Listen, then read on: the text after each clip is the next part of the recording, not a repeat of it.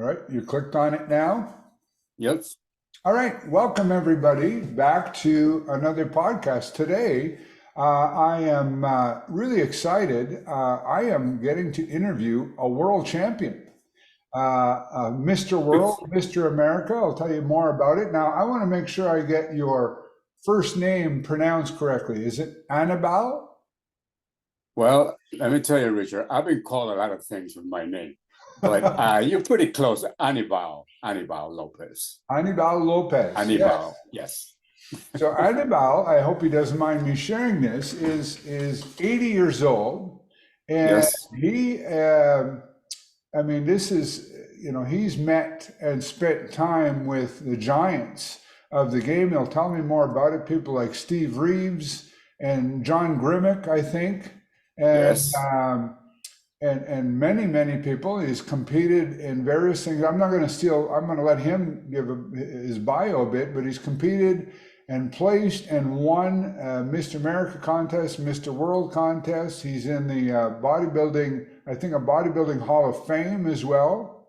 Yes. And one of the things I will steal a little bit is Steve Reeves, former Mr. America and Hercules, and at one point one of the highest grossing movie stars with Yes. roles in Hercules and stuff like that, told Anibal that he was his favorite bodybuilder.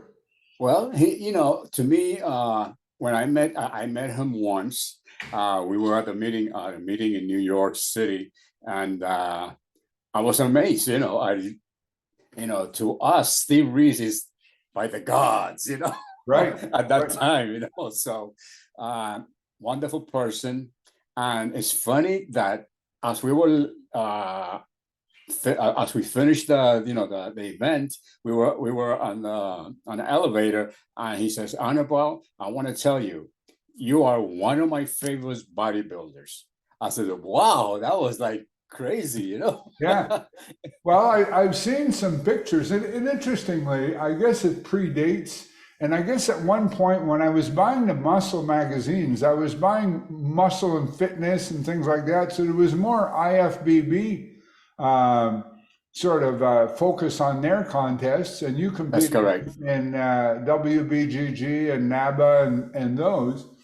Yes. But your physique is reminiscent of a Frank Zane with a little Correct. more, I think, with a little more muscle on there. And but yeah, some amazing things. I'm just going to, for the people who are watching this, because I'm going to do this both as a podcast where it'll be listen only and a YouTube video, but I'm going to share your site here, your website. So Yes. there, what you're seeing here is, I guess that's a painting, but that painting does justice of, and recently, Anibal is also the author of two books. The most recent book being My World of Bodybuilding, which is a little bit of a training manual from what I gather, but it's also a bit of an autobiography. And the book is available on the site, AnibalLopez.com, as you can see here, but it's also, if you go just to the Kindle store on Amazon, you can get it on the Kindle store. I don't know that there's a link to that on the site here, but if you just go to the Kindle store. There is a link there where it says my book. The difference between getting this book on Kindle or Amazon is that if you order directly from me, I will be able to autograph or personalize the book to whoever purchased the book. That's the big difference. Okay. So I get a lot of people ordering directly from me because of that. Okay, and you get also, you have you're doing personal training, and there's some various things here. If I click on the memorabilia one here, there's some great photos here of trophies that you've won. And maybe you can see this, maybe walk us through your contest career here. Yes, yes. I'm in the process, Richard, right now of creating a new website. Okay. So it takes a little time, but I'm updating a lot of things on this website and make it a little more professional. It's just that it's hard to find somebody that will do a good job, at a reasonable price. Right, right. Well, and I notice here your contests. You started. I like that 1968, Mr. Wagner. You were at the Wagner Fitness Center, and Yes, right, but yes, all the that's way correct. through to winning the New York City, New York State, AAU in 1969, Outstanding Bodybuilder of the Year. Now, at that Correct. point, would those have been amateur contests at that point? Yes, yes. I began my professional career in 1978. Okay, and there it 1978. shows here you were pro Mr. America plus the best legs and arms. I don't know if they still do that back then.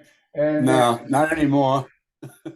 and then there was, and in 2013, you were inducted into the National Fitness Hall of Fame, which is very Correct. cool, That's showing correct. these various things. So now, one of the reasons when I first sort of noticed you online, whatnot, I'm just going to go back to stop sharing here, is Sure.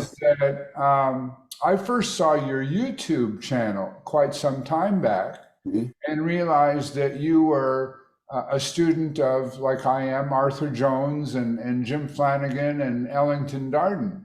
Correct. And so when I read your book, because I did get the Kindle version, I read your book, I noticed that during your competitive career, you followed more of the traditional type of training that was in vogue at the time. Yes. And I'm going to guess you probably also know Roger Marsh. Is it Roger Marsh who trained with Mike Menser and or am I getting the name wrong here? No, can't remember. It'll come to me here. I think Okay. I'm getting the name wrong. But now, so tell me a little. Roger Collar, you're talking about? No.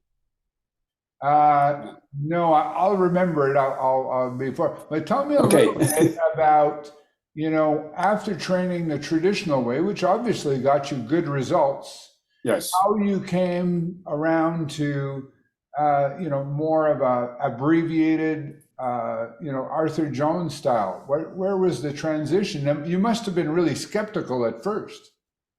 Yes. Well, back when I began, and I hate to say in my times, but at that time things were a little different. Now I understand, that I began bodybuilding when I was 12 years old. Right. And I went through a lot of changes, but this bodybuilding or weight training captured my attention, and I became very involved in learning more and more. I'm an open-minded person, and if you tell me, Anibal, this exercise really works great and it does this, I'm going to research it and I'm going to try it. I'll be the judge of that then. And at that time, when Arthur Jones came into play with the Nautilus machine, I was really captured by him. It made sense to me. It Right. made sense to me what he was talking about, and I said, "This has to work. This has to work." And ever since then, I began in 1979 or 78. I began training with the Nautilus machines. I was one of the guys that tested and trained on the first Nautilus machines Right. that he Right. made. And at that time, Steve Mahalik and I, of Steve Mahalik, right? I know the name. Okay, Yeah. Steve Mahalik and I were training partners. And there was a gym in Brooklyn that had the Nautilus machines because the owner of the gym, he really loved those machines. And that's where I started working and making my transformation, from the conventional way of training to, I would say, the Nautilus system or Arthur Jones system, because it made sense to me how these machines were made and how they target each muscle in your body in a different way. And I understood that with free weights, it's very difficult to do that. I'm not condemning free weights because that's how we all started. But I always believe that up ahead, something better comes on. Right. And we must not be hard-headed and say, no, those machines don't work. They don't work if you don't understand the technology behind this machine, correct? Right. Yeah. So that's how I came about. And ever since then, I stopped training, Well, first of all, I never trained more than 4 days a week. And I used to do a split routine. Then after I learned about the system, and I moved to Florida later on, and I was able to meet Jim Flanagan and people that knew about the system. Right. Really completely convinced me of this. But even back then, when I began, back when I was training then, I transformed and I kept cutting down my workouts from 4 days on a split routine. As you could see in my book that I talk about that, but I think it makes sense that we spend too much time in the gym, I believe. Right. Not that being in the gym is bad, but why not do in 2 sessions where you could do in 4? Right. Because if you do your math and you do a split routine, it was actually taking me 4 sessions to do my whole body. So when I could have done the whole body in 1 session and do it in 2 sessions or 3 times a week, whichever. Right. So, and that I explain in my book, the difference. So my perception is, and I'm a student a little bit of the history of the game. I mean, Arthur Jones came up with some new ideas, but some of his ideas, I don't know if were original. Like earlier, we talked about Steve Reeves.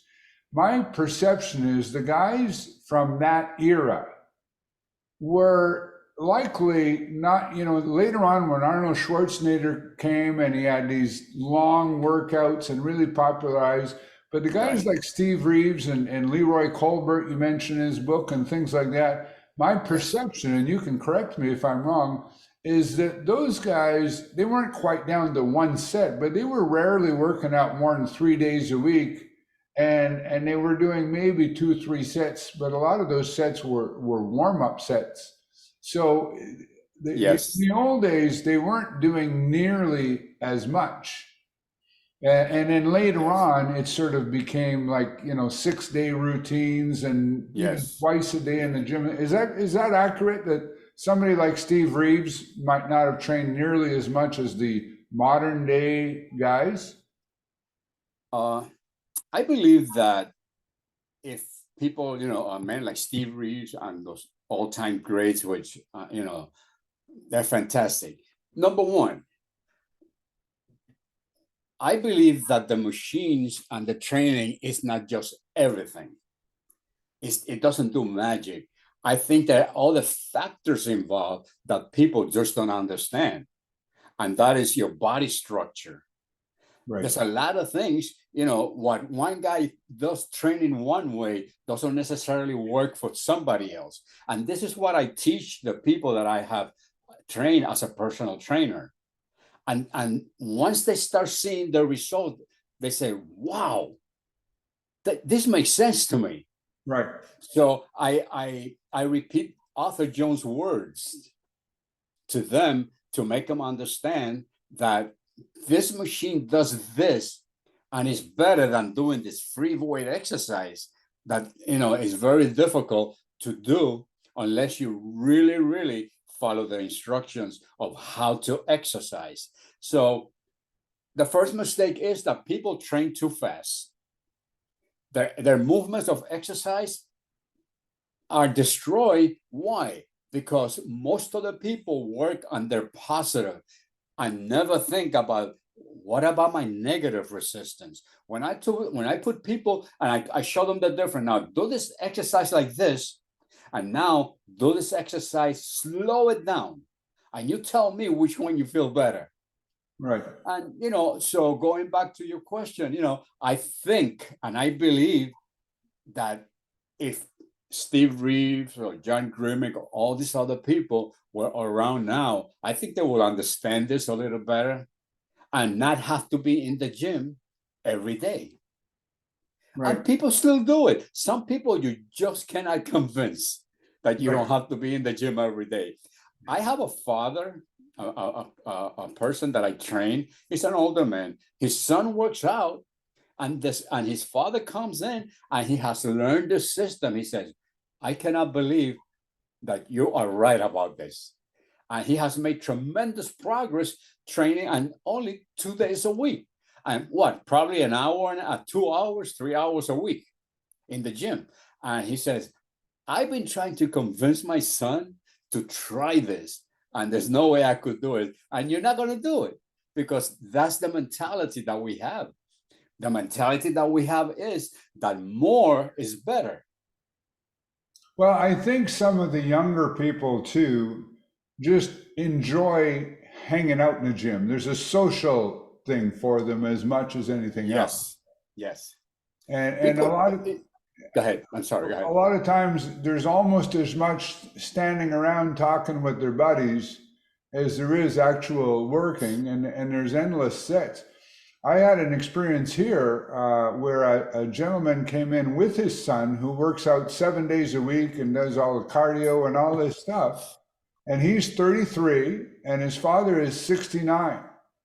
And I had him do set after his father using the same weights as his father.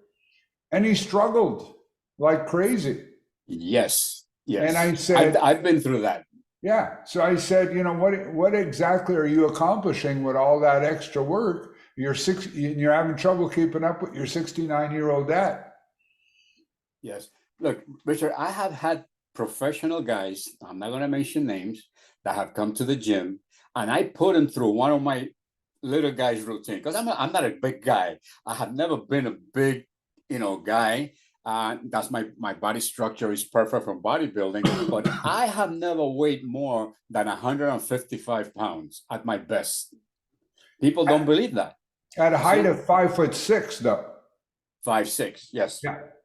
Yes. So I had guys come in, a few guys, very strong guys, train in the gym 5-6 days a week, and in 15 minutes, they are outside my gym throwing up.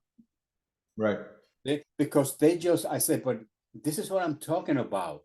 You are training a lot of hours in the gym, but you're not really, putting your body to the type of training that you should to be better. And and that's the way it is. It's because, like, I have a sign in my gym that says you could train long, you could train I forgot the name. You can train long and easy, or hard but short. You could train hard, you could train long, but you can't do both at the same time. Right. So they asked me, what do you mean by that? I said, well, I could put you through a workout that you spend 2 hours here in the gym, but I could put you through a hard workout and you'll be done in a half hour. Right. Not before. That's the difference, So training long, is training every day, putting a lot of time in the gym. Most of the people, like you mentioned before, they just waste a lot of time in the gym, and I just can't see that. So you discovered this methodology. You said around 1979. Did you use it to prepare for contests, or is this after your competitive career? Yes. That when I became a professional, I was already using the Nautilus machines, and I continue to do that, and that's how I've been training since then. And I went from my bodybuilding mentality still was there, because I was doing 3 sessions a week, whole body. Then I discovered, and I was told, no. I said, you're going to do better with 2 sessions. And that's exactly how it happened. And that's how I've been training for years. This is the way I train people in my gym. I have had people, most of the people that I train don't spend more than 3.5 hours a week in my gym. Right. And they get fantastic results, whether you want to lose weight, gain weight, get ready for a contest. And I've done it all with different type of people, men and women. Right. So if you were 25 today and you were Oh, I preparing, give anything for that. if you were preparing for that contest, you would what would you do differently than what you're doing now as an 80-year-old person who's keeping in shape and whatnot, or would it be pretty darn similar to exactly what you're doing now? I will do what I'm doing now, except harder, because I will have more energy then. Right. So, Yeah. and interestingly, I competed about 12 years ago, and it was kind of a bucket list thing, and it was an amateur. I was a novice, and I was fortunate enough to come in third place. Um, and there's a first place I got in a master's side, but I usually don't point this out, but there was only one other competitor, and he was 20 years older than me. So I got first out of two. But one thing that a lot of people don't realize is that in bodybuilding, dieting, people, you can be muscular but not look muscular. You have to have the diet, you have to know how to pose. Yes. It's almost a little bit, some cases, a little bit of an illusion, because the guys, you shave your body, you get your diet down, you learn to pose in Yes. order to show your best parts and hide your other parts Yes. and whatnot. And so, working out is one thing, obviously, but there's a lot of other aspects to being Absolutely. successful. Absolutely. Uh, Posing. Well, now we're talking about competition. If you're thinking about competing, you have to learn how to pose. Yeah. See, one of the biggest mistakes that bodybuilders make is trying to look like the other guy. I have had guys come in my gym and they look at my pictures and they tell me, I want you to make me look like that. I want to do exactly what you did. I said, well, let me tell you something, my friend. If you want to look like that, you're going to have to be born from my mother or my father. Right. Right. Because your genes play a big part. So going back to the competition, you have to learn how to pose. You cannot see yourself as others see you. So you need somebody that really is going to be honest with you and look at your body and say, no, for this competition, this is the best pose for you.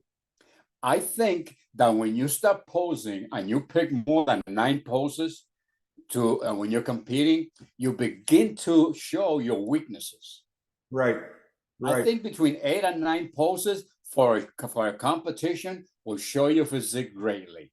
I learned that from Bill Pearl and Chris Dickerson. Chris Dickerson used to watch me pose and help me with my posing. May he rest in peace. He helped me a lot, and I learned how to pose from these two persons. I used to travel to California and meet with Bill. He just passed away also. Yeah. And we became good friends. But my body, and you mentioned something before, is you don't look the same as when you pose. Right. So my people used to tell me, Anibal, I cannot believe that you are the same guy that I was just talking to out here. Right. The guy that was posing up there. I was invited to go to Spain one time, and I did a posing exhibition in Spain. And there was this lady, a reporter, that came to me. I was sitting in the audience. Now, in close, I always look like a normal person, Yeah. if you want to use that word. She interviewed me, and she didn't put much attention to looking at me and looking at my pictures. So when I went up at night and I did my posing routine, she ran backstage and she says, I have to interview you again. I cannot believe you're the same guy I was talking to this afternoon. I said, Right. it's too late. You had your chance. Yeah. Yeah. You know, I've heard that to close, before. to close this out, I know I interrupted you, No, but no problem. time is short. I always remember something that you remember Bob Hoffman Yes. from New York. Bob Yeah. Hoffman was a big man.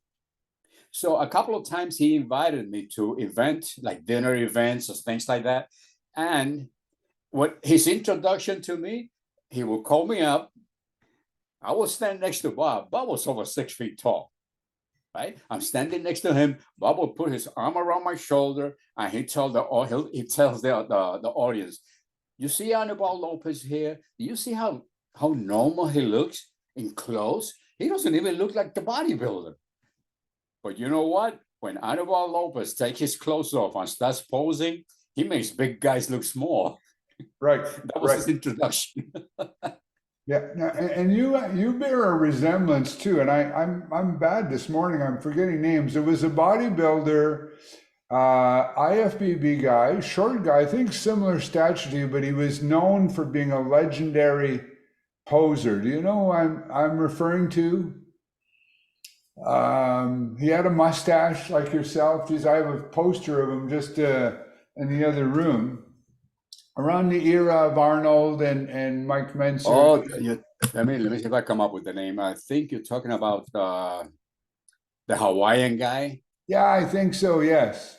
Yes. And he was a master poser. Yes. Yeah, he was like a work of art doing it. And you know, you look at it. I'd like to know your opinion on. You know, you talked about Bob Hoffman, who used to have a magazine called Strength and Health. Yes. And there was a word health in there, and physical culture and things like that. And it was about health and bodybuilding and whatnot. And now, what's your thoughts about bodybuilding today compared to your day? And has the sport gotten worse, gotten better? I mean, the guys are huge, but it's become, well, I have an opinion, but I'll rather than give you my opinion, what's your thoughts on the evolution of bodybuilding as a sport?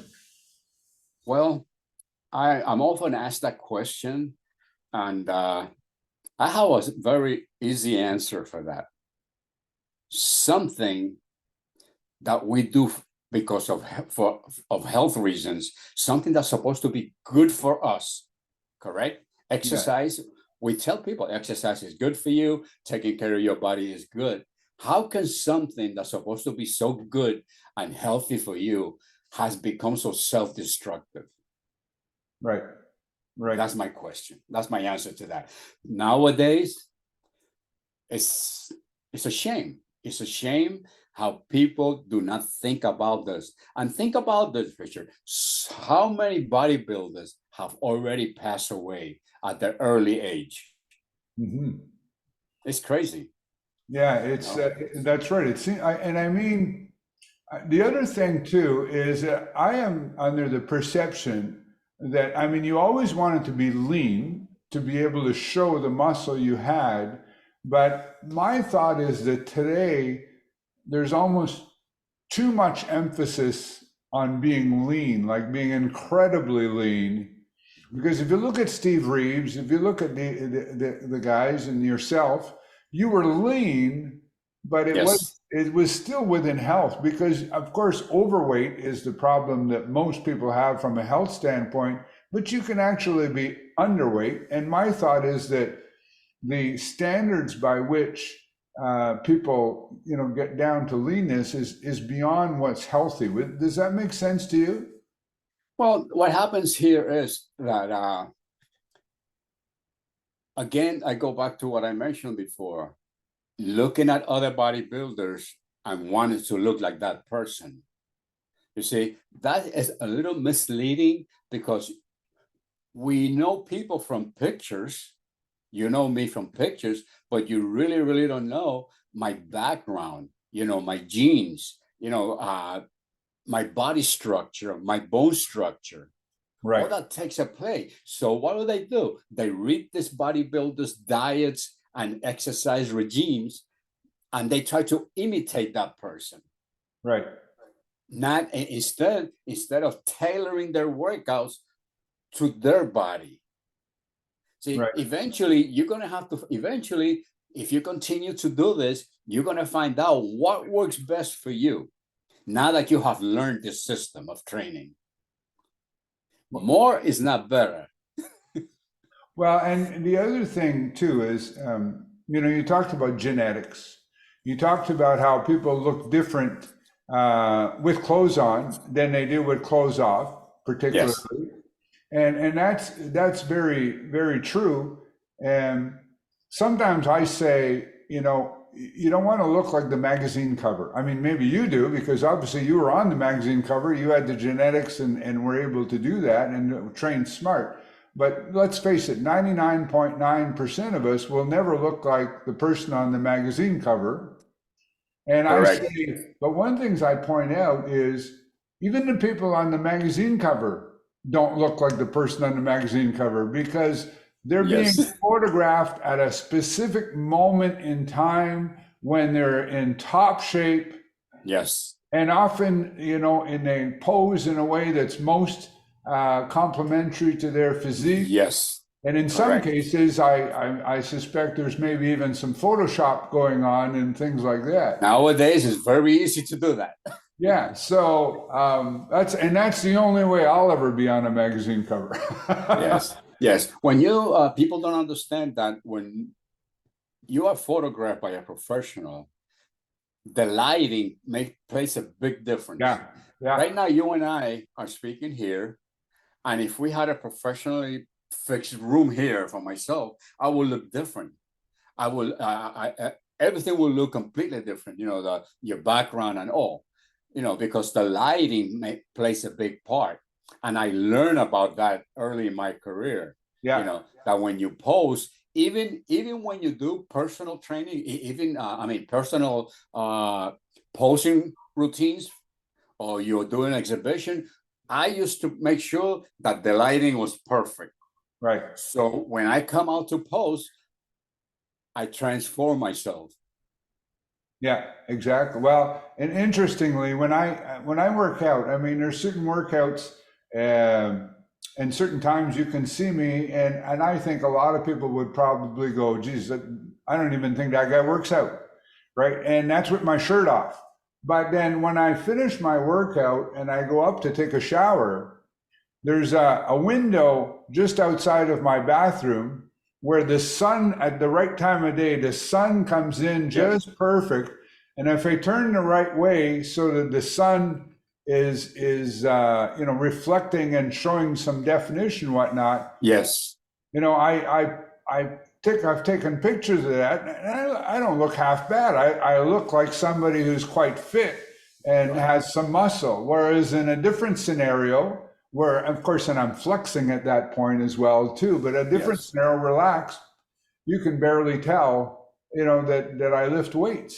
And yeah, Arthur yes, Jones, I think, once said something to the effect that, and in your book, you talk about different body types, the ectomorph and the mesomorph and the endomorph. yes, yes, And Arthur said, um, an ectomorph could lift weights for 30 years and you probably never even know it.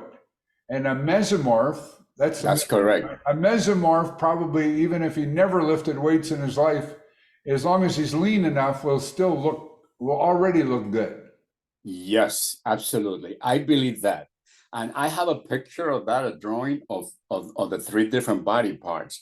And when I have somebody new come in to work out, I put them through a process of teaching them before we begin. This is what's going on. Because right away they asked me, why can't I accomplish this like this?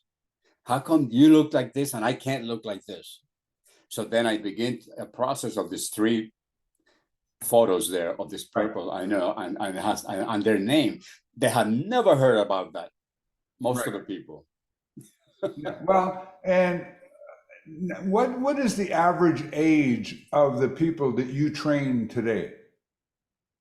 I have men and women that I train, and they up until the late 60s, I would Right. say.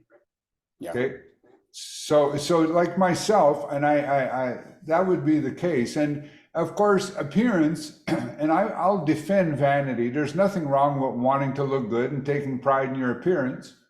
But many of my clients want to age gracefully. They want to be 80 years old and be like you, where they can't they can still play with their grandkids, and they can still do the activities they enjoy doing. And you know, a lot of Yes. people at your age have walkers, and a lot of people at your age are in retirement homes, and they have to have Yeah. medical professionals helping them with, you know, going to the bathroom and bathing Yes. and That's dressing correct. and all that. So that's it's nice to look good, but when you get older, that sort of, you know, being able to do the things that you can do, that you need to do, is quality of Yes. life. Yes. It's very important. And I always tell everybody, look, especially people that exercise are the worst of all. They're the worst enemy because they want to look the way they look years when they were younger. Right. Going back 20, 25, 30 years. And I say it in my book, you know, I have a section in my book about the over 50. I says, don't try to be what you were. Be what you could be now. You Right. could still work out. You could still work out, but it will be crazy of me, Anibal Lopez, to try to do a workout like I used to do back in the 70s. Right. Or when I was younger, you know. So you make adjustments. Don't worry about what the other guy does. I've been there and done that. Well, I know that a lot of older people who are training in this way will use pre-exhaustion, not necessarily to increase intensity per se, but let's say if you do a set of leg extensions before you do your leg press, then you can use less weight on the leg press, and it makes it safer for, you know, Yes. those older joints rather Yes. than, right? So you use pre-exhaustion for that purpose as well? Yes, sir. I certainly do. I use the breakdown, pre-exhaustion. I use 3 different routines that I put people through once they are advanced. I have a process of bringing them to that level, but I use the pre-exhaustions. I use you know what the breakdown is, right? Yeah, Breakdown yeah, routine. And I use one routine that is, I concentrate a little more on the negative workout. right. Okay. So you know, every time they work out, they never do the same workout all the time. So I keep a log for every person that I train that looks something like this. Right. Now that machine you see there, that's me in 1976 on the first pullover machine, that Nautilus pullover machine Right. that was plate loaded. And I keep a log of every person that I train and every session they do in this book. And I Right. make one for them. And the first thing they tell me, I've been with 2 other gyms and I never seen anything like that. I says, how can I remember everybody's numbers, you know? Right. And Right. the setting on the machines. I go through a whole process, you know. It's getting a little bit too old for me. So, is there a point, like I'm still using very similar weights, and I still add a little weight on the weight stack and whatnot. I'm 64. Um, if so, do you train with a little less weight now to be easier on the joints? But if you had to, if you wanted to, are you as strong today as you were when you were 70? That's when I was what? Are you as strong today as you were, say, 10 years ago? Are you still? I'm 10 years ago? Pretty much.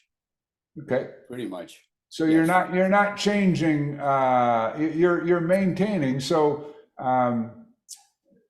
one of the things that I find is that you can retain quite a bit of strength even at an older age. Yes. And I have clients who are 70 and whatnot, and I train with them, and they're quickly catching up to me in the weights that Yes. they use and whatnot. One of the machines Well, that you have that I envy you for, and they're hard to find, is a multi-exercise machine. And I saw a video where you did an amendment to it, or an alteration to it, in order to, I guess, do kind of hip belt squats with it, or things which like one? that. Which machine is that? The multi-exercise, you know, the one that you do Oh, for yes, dips yes, and yes, chins and all that. yes, And you did an yes. interesting alteration to it, where you created a platform for it so that you could do, I think it was to do like hip belt squats and whatnot.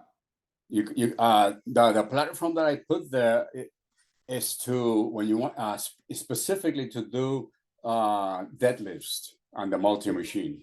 Right. But I also created one that you, instead of using a barbell or the other curling machine, you could do standing curls on the multi-machine too. Okay, using Standing barbell curls. I have a video out doing that too.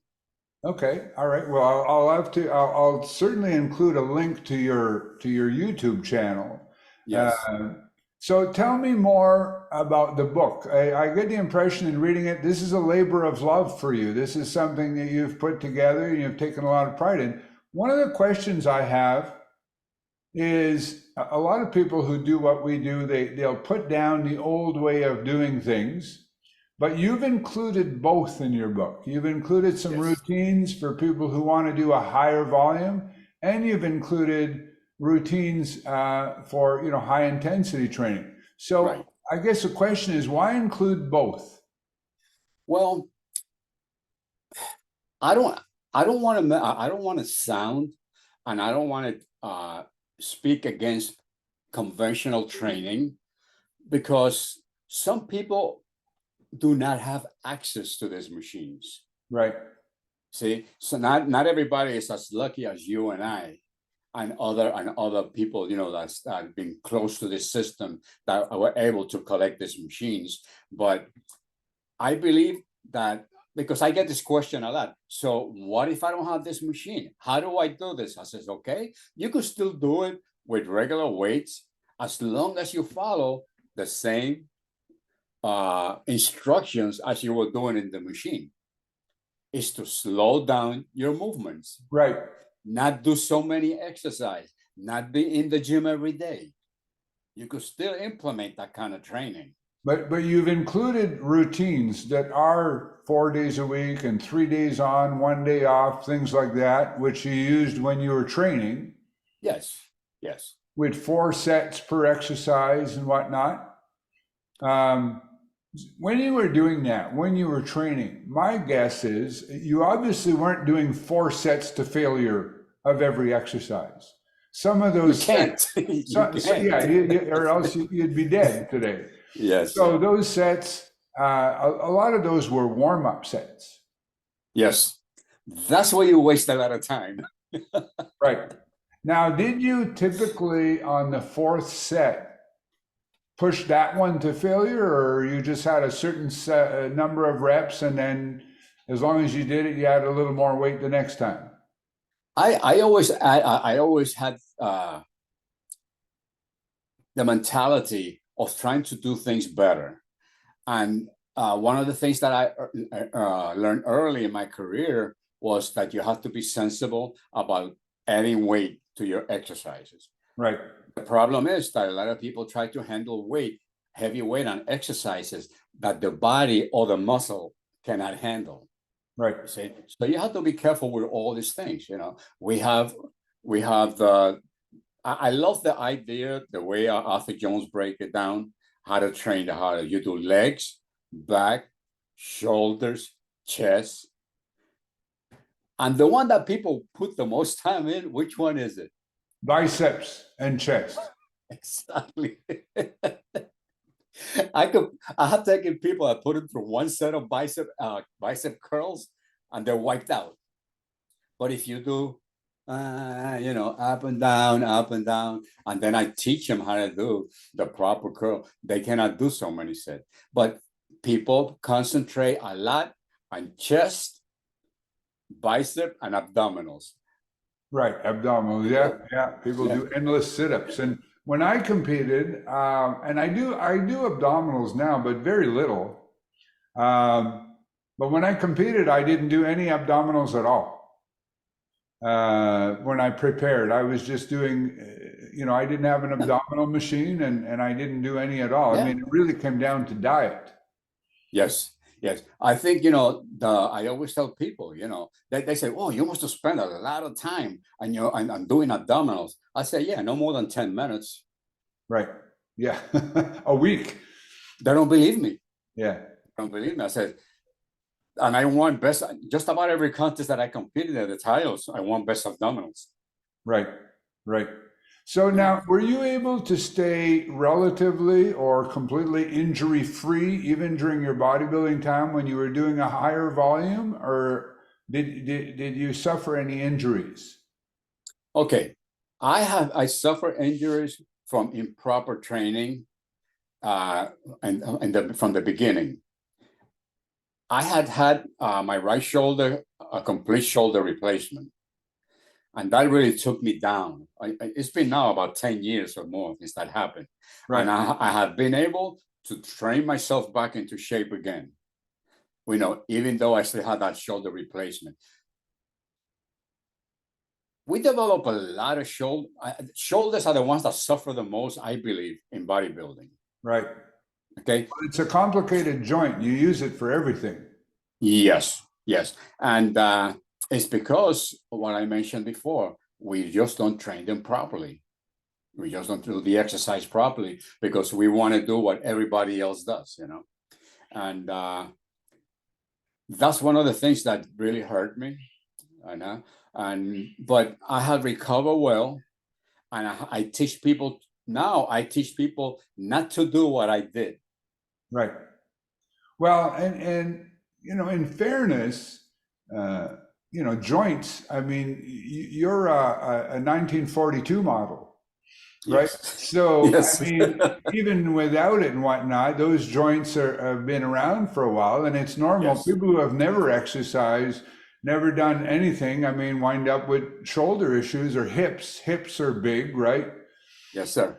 And Yes. that often case is not because of anything they did wrong or right. They just, things wear out after a while. They wear out. And genetically, some people are luckier than others for that type of thing. Because I understand the richest surgeons in the United States are the guys who do hip replacements and cataract surgeries. Yes.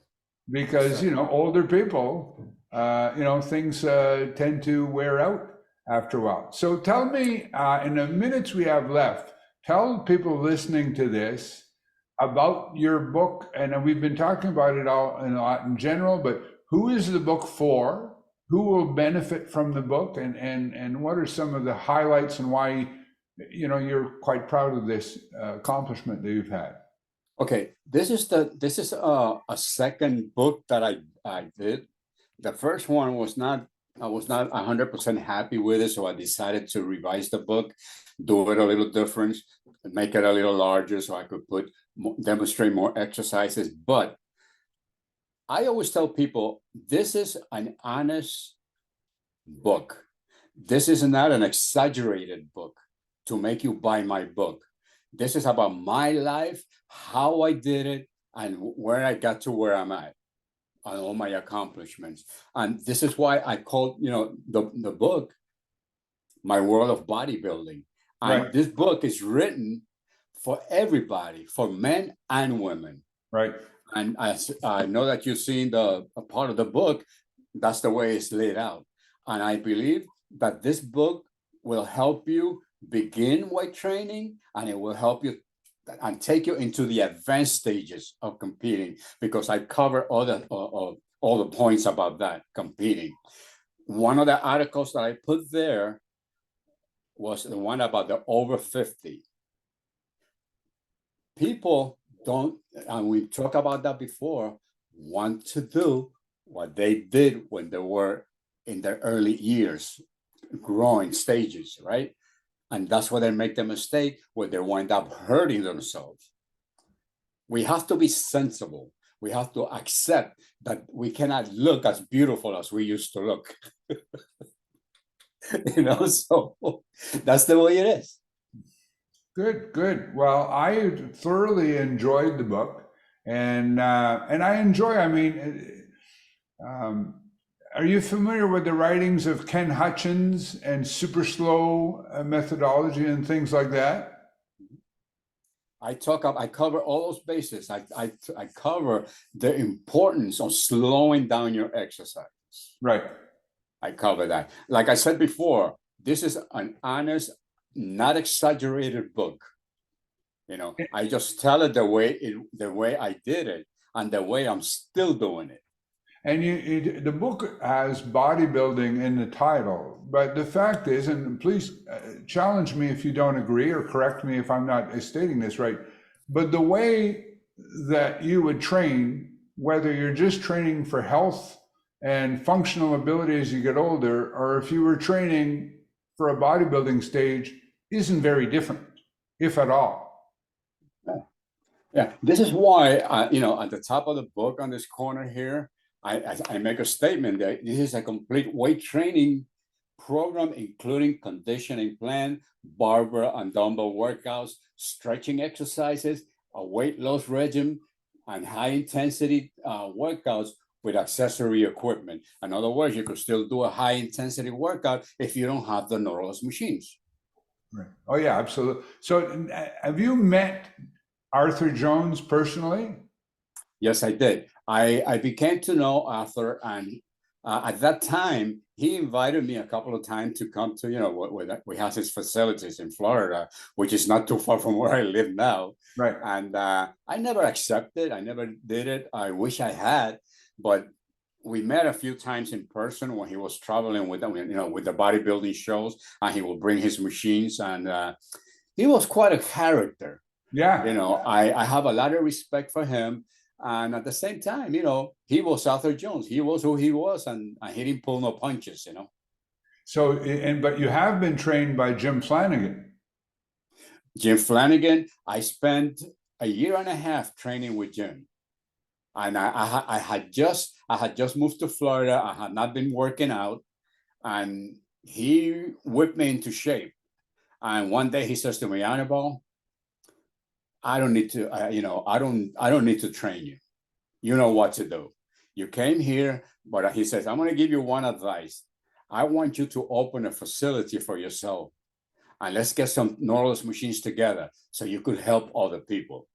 Right. So I says, yeah, but, you know, I used to tell people, if Jim is my trainer, he says, no, I am not your trainer. He didn't like for me to say that, you know, but he was a wonderful person. He helped me a lot.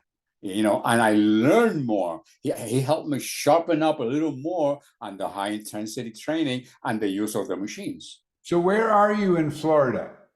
I live in Deltona. I'm in between Orlando and Daytona Beach, and I'm about 30 minutes from Jim Flanagan's home. Now, are you still looking for new clients, or do you have all you can handle right now? Nah. Honestly, I really enjoy training people. I do it more to teach them, you know. That's why I have my own place, because I could do whatever I want with it.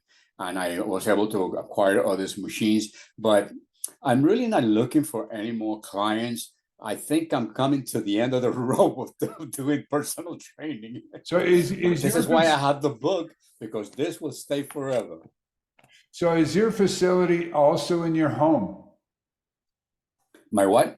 Your gym, is it in your home? My gym. Yes, I have a separate building in my property. I live in 2.5 acres, and my gym is under these wonderful, beautiful trees where you breathe fresh air. It's not a large gym.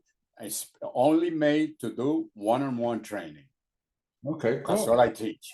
Yeah, well, great. Well, I really enjoyed, and I hope if you're ever down here in Canada, if you ever want to come visit and do a workout in my gym, and I'd love if I'm in Florida. That would be great. The only time that I was in Canada was when Robert Kennedy, remember Robert, that had the magazine? He flew me over there. Oh yes, Muscle Mag International, yes. Yes, and I did a seminar for him, and it happened that it was in the winter. He says, wow, I wish it was summer. I will take you to Niagara Falls, and I could do some of the best pictures you ever had. Right. Yeah. I said, well, I'm not taking my clothes off to go over there. Well, But it was fun. you're always welcome if you ever decide to want to come down here. Yeah.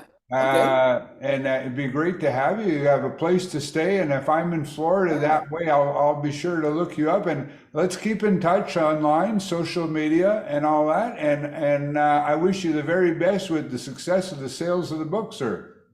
Well, thank you so much. I was looking forward to this interview because I seen your interviews. I said, yes. I said to my wife, yes, this man is, I'm going to give an interview to. I like, you're very professional. I love your videos that you have done with other people. And I'm going to do the same thing with you. If you're ever in Florida, look me up. I would love Welcome to come over. All right. I'm getting Thank you so much. I'm getting ready for the next session, so I'll let you go for now, and I will email you this interview as well as the podcast one, so you can share it with people around you as well. I will. Thank you so much. It's been a pleasure meeting you. Yes, likewise. All the very best. Same to you.